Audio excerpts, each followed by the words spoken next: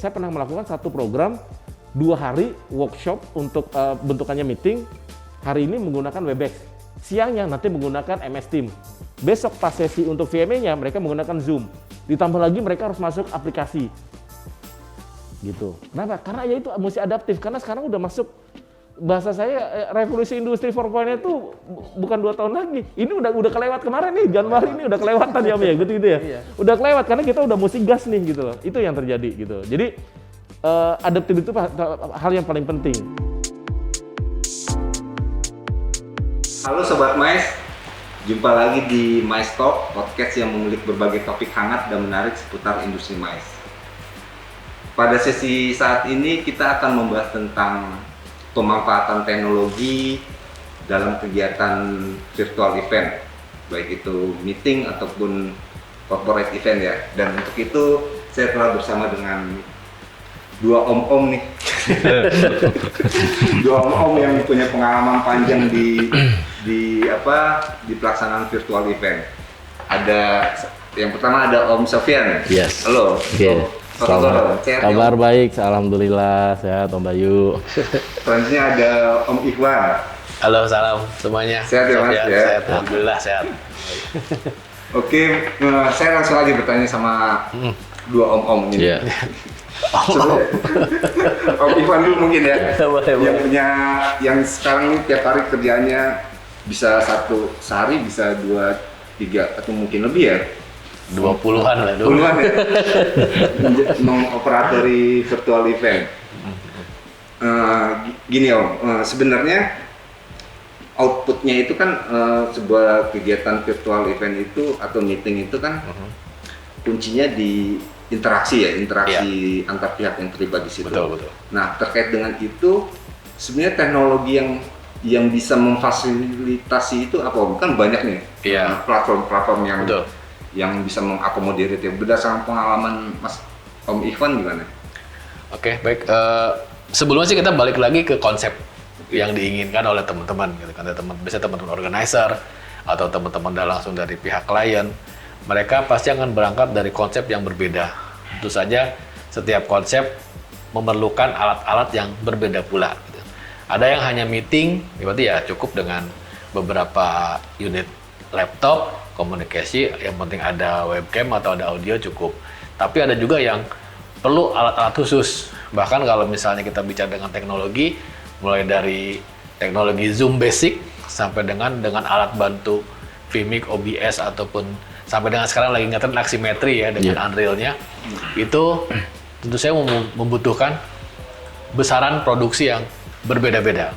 Nah, kalau misalnya hanya streaming untuk webinar atau hanya basic meeting ya dengan Zoom standar atau Webex atau Teams atau ada Blue Jeans juga sekarang kan, itu orang boleh pakai, bisa cukup gitu kan. Tapi ketika hasilnya saya ingin ada framingnya, saya ingin yang disampaikan lebih, misalnya kalau tadi di offline kita sebut ngobrol mendoktrin, nah itu pasti butuh alat-alat yang lebih komprehensif lagi gitu kan. Jadi tidak hanya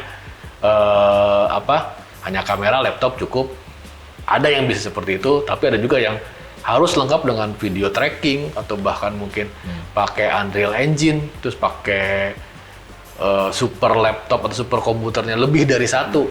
Ada juga seperti sekarang itu. Ini kalau kebutuhan pasarnya lebih banyak seperti apa? Dari pasar sebenarnya kepecah juga. Ada yang dibagi 2, 3 bahkan sampai 4. Tapi kalau saya mengklasifikasikan untuk yang basic dan advance ya, untuk lebih mempermudah ya.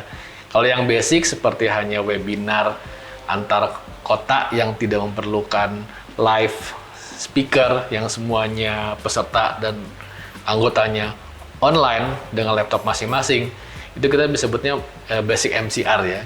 Basic MCR, jadi hanya beberapa laptop, kemudian kita satu buah perlengkapan streaming dari yang ada aplikasi Vimic-nya, kemudian kita framingkan di situ, kita broadcast, itu sudah cukup. Tapi untuk beberapa kebutuhan untuk launching atau mungkin ada kebutuhan misalnya seperti ingin ada pembicara yang semuanya seakan-akan hadir di studio, padahal mereka ada di rumah masing-masing. Itu juga kita bisa fasilitasi dengan green screen dan segala macam. Itu sangat mungkin terjadi. Dan itu sebenarnya teknologi yang sudah lama sih, karena mungkin karena sekarang kita pandemi dan semua orang shifting pindah ke arah virtual expo, ke virtual event, akhirnya semua jadi dipakai lagi tuh alat-alat yang lama. Termasuk salah satunya aksimetri. Kalau saya lihat di YouTube, jujur saya aksimetri baru tahun ini tahu gitu. Katanya saya begitu saya cari di YouTube, itu aksimetri udah dari 2006 juga udah ada tuh. Saya baru tahu ya, karena akhirnya ya alat-alat atau teknologi-teknologi yang lama ya kita pakai lagi dengan update dan pembaharuan ini. Dan kalau seberapa besar sih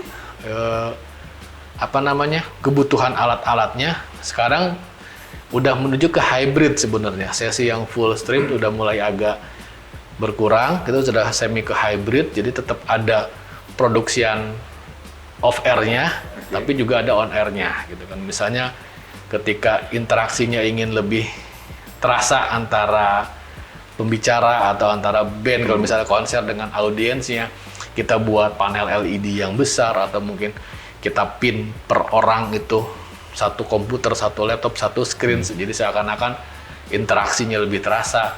Itu sekarang udah mulai banyak yang pakai, khususnya kayak konser-konser on air gitu kan. Kalau platformnya itu tetap dominan di platform sekarang untuk basicnya yang lagi disukai ya, memang masih di Zoom. Di Zoom ya. Tapi kita bisa di-relay ke Instagram atau ke YouTube atau ke Facebook atau ke platform lainnya. Kemudian untuk teknologinya memang yang lagi disukai juga saat ini selain dari vMix ya Unreal dan Aximetry.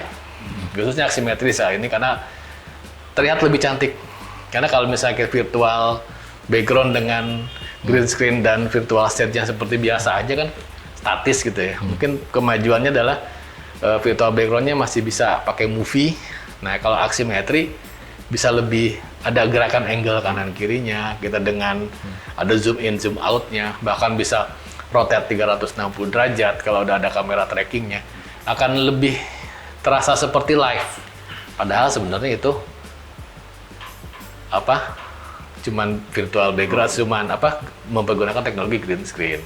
Zoom ini karena dia memang lebih dulu familiar, kan banyaknya platform yang serupa ya? Iya, betul. Apa karena dia memang punya keunggulan, misalkan interface-nya lebih oke, experience-nya oke, atau kan kita juga tahu kan Om Ikhwan, Kementerian Pariwisata juga bikin platform Mas Egi kan? Betul. Yang kurang lebih sih sama ya? Betul. Mas Ikhwan pernah pakai juga kalau masalah waktu Pernah pakai. Itu bisa komparasi gak? Kalau Zoom kenapa lebih banyak dipakai dibanding yang lain? Satu, lebih simpel penggunaannya dan fitur-fiturnya juga jauh lebih banyak. Dan kita sebagai platform istilahnya ada fitur platform third party dari si Zoom ini bisa kita pakai sehingga kualitas audio, kualitas gambar itu bisa kita kirimkan dengan baik tanpa harus banyak distorsi.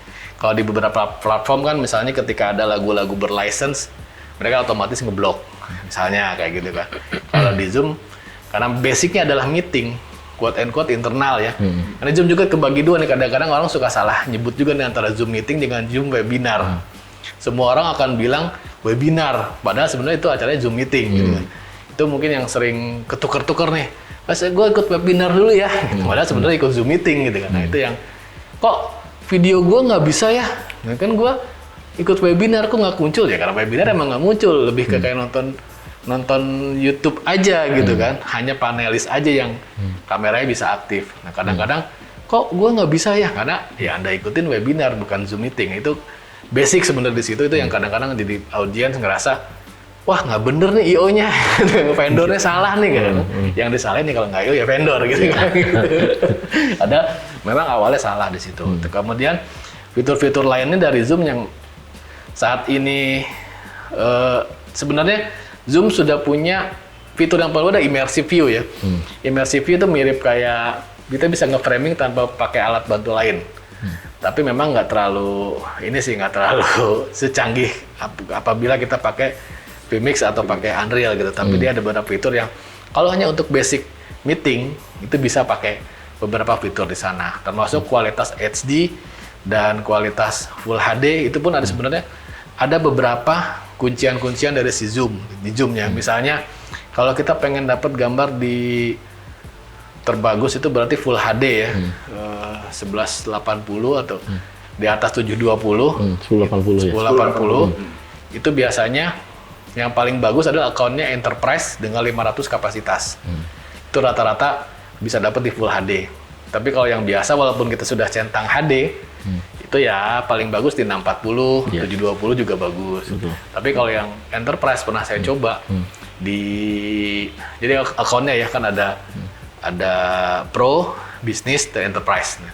Nah yang Enterprise yang memang paling tinggi itu untuk kapasitas 500 orang, itu saya selalu bertahan di Full HD gambar buangan dari kita. 500 ya?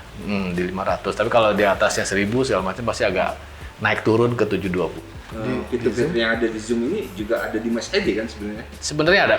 Jadi kalau saya sempat bicara dengan Pak Budi ya dari Mice ID, salam apa kabar Pak Budi kalau dengar, beliau sudah menjelaskan ke saya bahwa fiturnya sudah lengkap, bahkan sistem registrasinya pun sudah ada. Sehingga data yang kita masukkan pada saat mempergunakan fitur Mice ID, itu kita bisa serap semuanya. Nah kalau pakai registrasinya Zoom memang ada, tapi datanya baru kita bisa download, itu setelah meeting end. Kita hanya bisa melihat dulu nih pesertanya berapa hari ini gitu kan. Kemudian kita kirim notifikasi bisa, kita kirim undangan juga bisa, kita kirim segala bisa sebenarnya dari Zoom udah ada. Tapi pada saat kita mengambil datanya itu setelah meeting selesai. Nah kalau di Mice ID karena fitur di depan untuk registrasi kita pergunakan, datanya bisa kita pakai duluan. Jadi sebenarnya Mice ID karyanya Kemenpar ya, tim dari Mice ID-nya Kemenpar Wisata itu memang sudah sebenarnya kalau kita pergunakan itu gratis pula. Gratis pula, dan ada beberapa fitur yang menarik di sana. Mungkin sebaiknya dicoba langsung deh. Ada menarik. Ada fitur chatnya juga udah lengkap semua di sana. Kalau nggak salah video bisa di-embed juga itu. Ya bisa di-embed juga gitu kan, betul. Salah satu kelebihan di Mice ID. Itu Mas. Kalau Om Sofyan gimana melihat itu perkembangan teknologi terkait dengan virtual event ini? Sebenarnya kalau secara virtual tadi kan ada beberapa teknologi yang digunakan. Kalau di kita Zoom itu kan jadi satu platform virtual conference-nya peserta ya, gitu. Yang which is itu kan bukan produk kita ya, bukan produk Indonesia, produk luar yang kita adopsi gitu kan.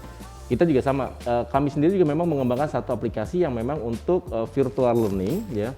Namun karena ini kita pengen kekuatannya lebih optimal gitu kan, ini sedang masa development gitu ya, masih development. Mudah-mudahan sih doain dalam tahun ini atau tahun depan ini bisa kita launch si aplikasi ini. Nah, karena kita mengadopsi seperti kayak Zoom itu, jadi ada satu namanya digital aplikasi untuk mensupport kegiatan-kegiatan kami di event gitu kan.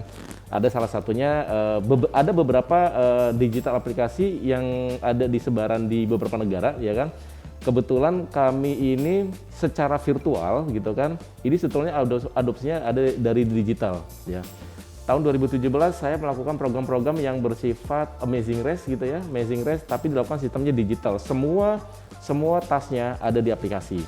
Nah, dari aplikasi ini kurang lebih hampir sekitar 20-an yang saya kumpulkan gitu kan. Ada beberapa aplikasi yang sistemnya kayak tadi kalau bahasa Pak Iwan tadi, kenapa sih harus pakai Zoom? Oh, pertama dinamis gitu kan. Kedua mungkin secara ininya bandwidthnya juga lebih enak gitu atau segala macam lebih sebetulnya sih kenapa Zoom juga karena lebih populer ya Pak. Ya, jadi masyarakat pun lebih banyak menggunakan Zoom. Jadi akhirnya ketika satu program itu dibuat, Zoom akan menjadi familiar. Begitupun sama ada aplikasi yang dari US ini yang kami gunakan kerjasama untuk mensupport kegiatan berbasis experiential learning ataupun experiential event gitu Om Bayu. Nah dari digital ini makanya ketika transisi menuju pandemi 2020, Maret itu kami akhirnya melakukan melakukan diversifikasi program virtual tapi berbasis digital. Gitu. Nah, apalagi kalau kebetulan kami ini kan di Red Event Indonesia ini produk yang kami turunkan event organizer dan juga experiential learning. Which is adalah memang dampaknya untuk pembelajaran ini orang akan terbiasa dengan face to face, tatap muka. Nah, platform-platform ini yang sedang kami butuhkan untuk mensupport bagaimana caranya virtual learning ini betul-betul berimpact gitu. Nah, apa yang dikembangkan oleh Pak Iwan tadi juga akan betul-betul mendukung gitu ya. Karena kebutuhan-kebutuhan itu kan banyak diharapkan oleh pasar nih sekarang. Makanya sekarang kalau bicara mengenai program-program online gitu kan atau virtual, ketika dibalut dengan program-program virtual team building, orang pasti akan melihatnya adalah ini yang digunakan adalah Zoom gitu ya. Zoom kan kalau ibaratnya buat personalnya kan harganya murah gitu kan. Jadi kalau dibagi misalnya personalnya sekian, oh harganya murah, kok harganya mahal sih? Sebetulnya bukan itu gitu loh. Jadi pergeseran itu pun terjadi di kita Om Bayu. Jadi pergeseran itulah yang akan kalau di kami menggunakan dua platform tadi dengan platform virtual dan digital karena supaya hasil dari learning insight dari si peserta itu betul-betul bisa didapat gitu. Di fitur, kebanyakan fitur-fitur digital aplikasi itu mengadopsi 5 fitur Om Bayu. Yang pertama adalah video recording. Tugas peserta adalah merekam kegiatannya gitu. Yang kedua foto snap, motret. Ketiga Q&A, ada tanya jawab. Tanya jawabnya ada bentukan essay ataupun bentukannya multiple choice. Kemudian menggunakan geotagging gitu kan atau GPS ya. Dan yang kelima adalah QR code. Nah, ini umum di digital platform aplikasi yang ada di dunia menggunakan 5 ini. Nah, kan namanya juga pengen mengembangkan yang sudah ada gitu kan. Mimpinya ingin menambahkan 3 fitur lagi gitu loh Om. Jadi ada di dalam aplikasi itu dengan teknologi 360, kemudian bisa melakukan voice calls dan satu lagi video conference, tapi terbatas hanya untuk para team leader gitu. Nah, kebutuhan ini kalau mungkin saya jelasin dulu ya, si digital aplikasi ini sebetulnya kegunaannya untuk apa gitu ya.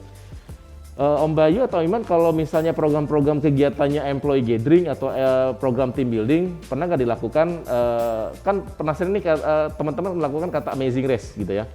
Amazing race di Bali gitu kan, ada yang bilang amazing race tapi mainnya di belakang hotel gitu ya, itu juga bisa gitu kan. Itu bolehlah apapun bentuknya, tapi biasanya umumnya adalah ketika bermain amazing race ini adalah perpindahan dari satu poin ke poin lainnya dibantu dengan clue atau petunjuk. Nah, bedanya dengan digital ini adalah semua petunjuk itu semua ada di aplikasi. Termasuk agenda itinerary mereka selama 3 hari 2 malam untuk melakukan kegiatan semua ada di apps gitu loh. Jadi nggak usah track-track, oh kita kumpul jam segini ya. Kenapa? Karena mereka harus manage sendiri. Gitu. Manage sendiri. Dalam arti manage sendiri karena nanti di sana pun bentukannya mereka ada istilah akan ada namanya chaos. Ya, akan ada chaos theory. Chaos theory gimana caranya mereka akhirnya dalam satu dinamika ini mereka harus berkelompok, kemudian mereka sudah bentukan kelompoknya kemana, tujuannya kemana itu sudah ada di aplikasi. Sebetulnya adalah tugasnya si penyelenggara adalah hanya mengarahkan titik-titik ini supaya secara itinerary atau rundown ini tersampaikan dan smooth gitu ya, sesuai dengan agenda yang disediakan. Tapi karena penyelenggaranya bentukannya seperti program digital race, mereka adalah berlomba-lomba untuk mengumpulkan poin gitu loh, ya kan. Sebetulnya ini bisa dibalut dalam program-program bersifat wisata ya, experiential tourism ataupun program-program bersifat virtual team building. Insentif tapi balutannya kami bilangnya adalah employee engagement. Jadi sebetulnya kan ada teman-teman yang memang menjual brand produknya adalah virtual team building, kalau kami adalah employee engagement karena yang dimunculkan adalah budaya-budaya perusahaan yang harus dimiliki oleh personal. Itu clue-nya juga disesuaikan dengan apa yang mau di perusahaan. Betul. Jadi kalau istilah bilangnya adalah kita dengan team building, kalau team building kan kayaknya setiap kali bikin program rekreasi juga pasti kadang-kadang muatan team buildingnya ada gitu ya. Program-program edukasi juga ada. Tapi kalau ini betul-betul mendoktrin kepada si peserta untuk betul-betul memahami dari core values-nya perusahaan gitu. Kan biasanya ada core values-nya gimana caranya si pegawainya adalah tetap menjaga integritas, profesional, sinerginya. Nah, ini yang akan didoktrin peserta. Jadi ketika mereka mendarat, mereka mengikuti. Tas-tas yang ada di aplikasi tersebut itu adalah tas yang betul-betul dikembangkan sesuai dengan objektif dari si panitia terhadap perusahaan tadi untuk si values tadi gitu. Dan kebetulan di masa virtual ini kami mengeluarkan per bulan Agustus itu Om ada satu namanya, karena berbalut tadi digital dan virtual, saya buat satu produk namanya Virtual Mobile Adventure, ya kan?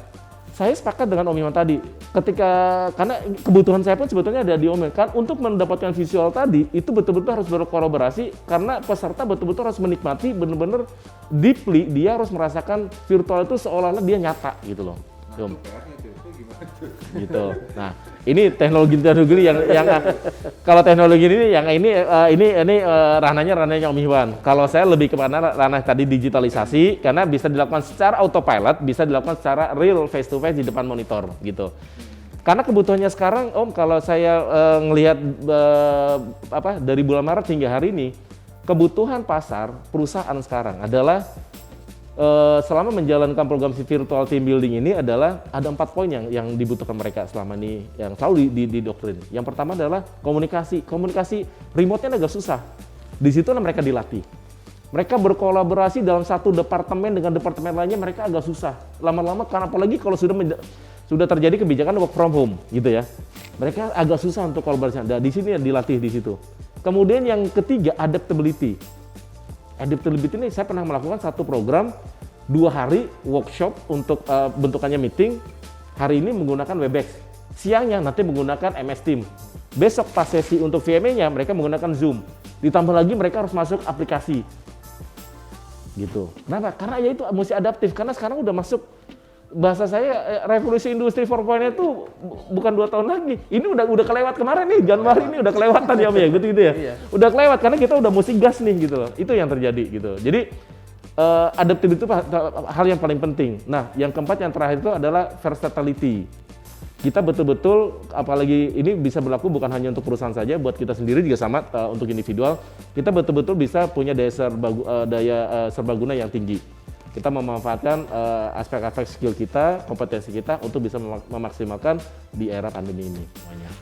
Soalnya gini ya, terus terang kalau kebanyakan ya, mungkin ada beberapa yang menarik juga sih virtual event. Ada rasa jenuh, bosan gitu, sejam udah beberapa orang itu mungkin PR juga bisa ngikutin dari awal sampai akhir kan gitu.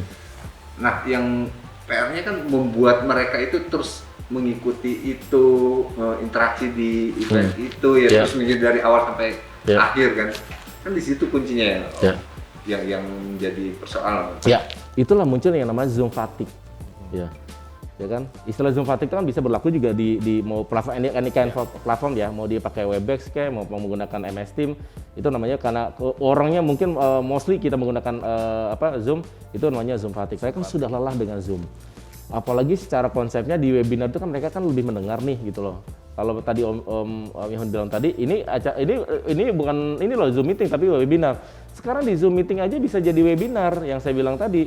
Kalau misalnya udah Zoom meeting tapi dikemasnya akhirnya jadi Zoom nguping cuma dengerin.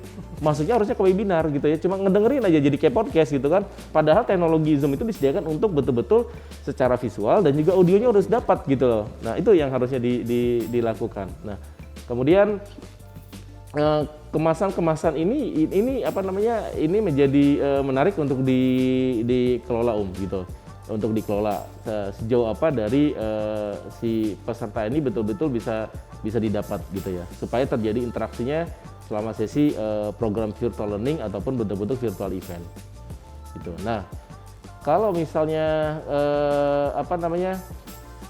Zoom fatigue ini sudah menjadi dasar peserta ketika seringnya mereka mengikuti webinar gitu ya.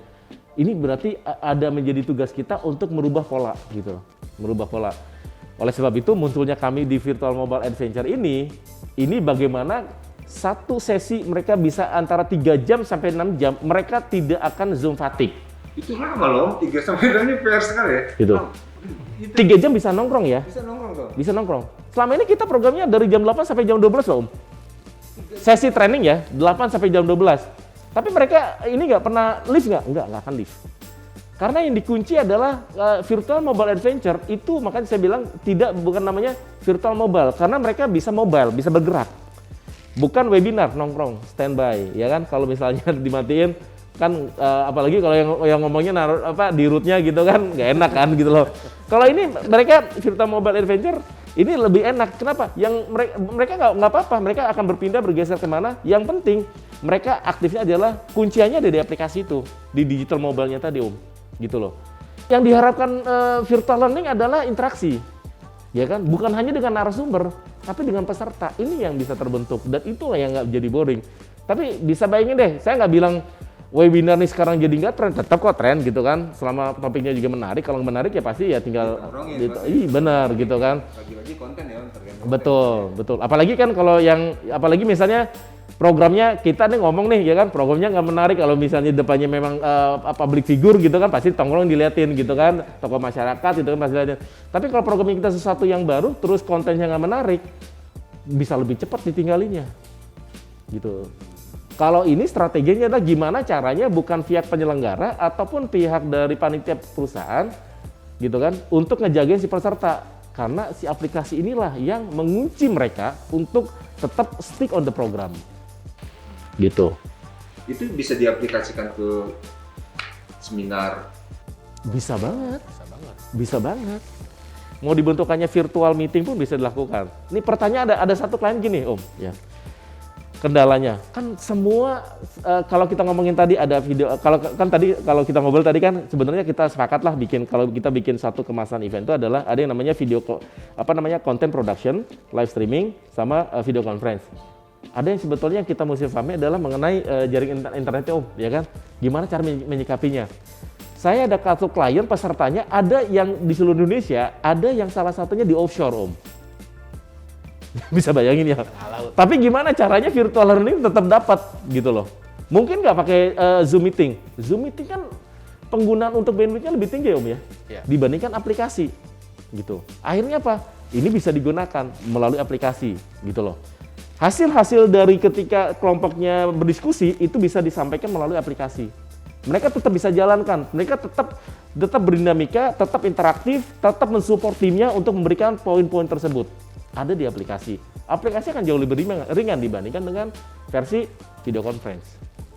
Makanya kalau misalnya kita sering kan, aduh boleh nggak dimatiin dulu ini berat nih gitu kan, matiin dulu deh kameranya gitu, karena ini jaringan jadi jelek gitu kan, karena kan ada video tadi. Kalau di aplikasi kan ini kan secara data kan hanya storage aja, jadi lebih ringan. Tugasnya ngapain? Itu tinggal ada foto, mau capture, tinggal jawab, udah cepet. Pembelajarannya sudah berdapat. Yang impactful-nya akan ada di sesi closing, itu akan terkait dengan yang namanya program debrief-nya. Nah, itu akan jadi refleksi untuk si peserta. Gitu. Ini yang memang mesti disiapin di era pandemi ini, sistem-sistem virtual learning yang banyak sekali handicap-nya bukan hanya dari sisi produksi tadi, tapi juga terkait jaringan ya, Om. Betul. Gitu. Karena nyawanya, Om. Karena sampai saat ini kan hampir semua provider itu yang menyewakan atau memberikan fasilitas layanan internet fiber yang dengan kecepatan tinggi, yang harian, itu pasti mahal banget. Bahkan bisa jadi lebih mahal dari harga IO-nya. Misalnya nge-hire IO sekian, internetnya doang sehari 2 kali harga IO, bisa jadi. IO udah paket padahal semua tuh. Ya, ada yang namanya broadband on demand ya.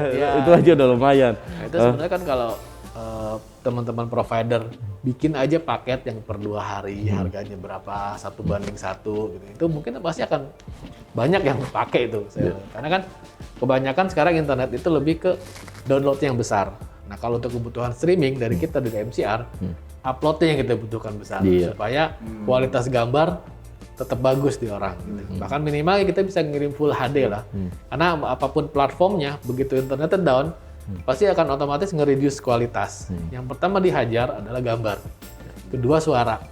Jadi robot. Kedua tadi matiin dong gambarnya. Minimal suaranya bisa kedengeran, bisa kayak gitu. Nah, kalau misalnya ada beberapa ISP yang mau nih misalnya ke teman-teman IO nih, kita siapin partnership per event, harganya 1:1 lebih ekonomis. Kalau main quantity ada berapa ribu IO di Jakarta aja gitu.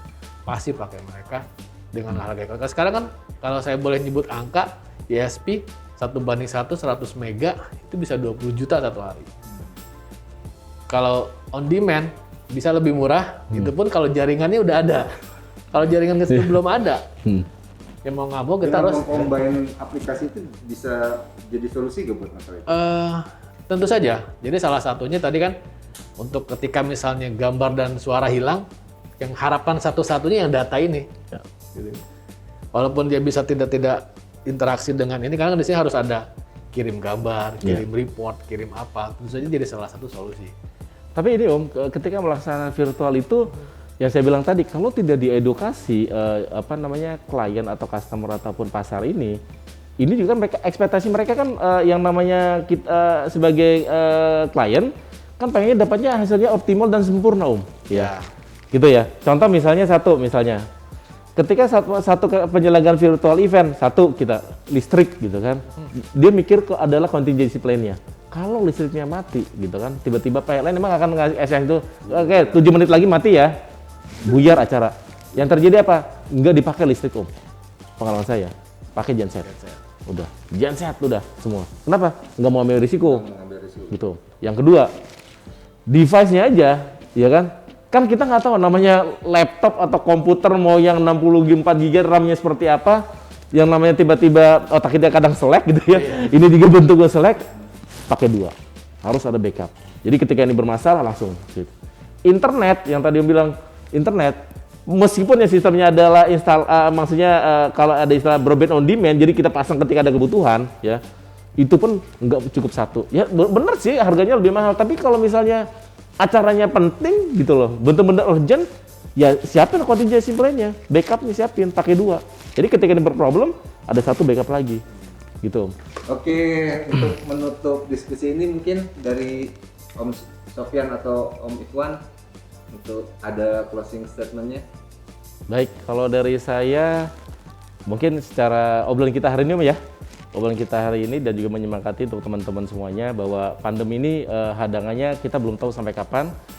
Vaksin juga sudah diedarkan semuanya, tapi ingat bahwa ini pandemi akan menjadi pelajaran buat kita semuanya, bahwa apa yang saya lakukan, apa yang saya dapatkan, mudah-mudahan menjadi refleksi untuk teman-teman semua bahwa kita sudah menjadi manusia yang betul-betul menghadapi era baru, ya kan? Revolusi industri 4.0 sudah di depan kita, sudah kita maju.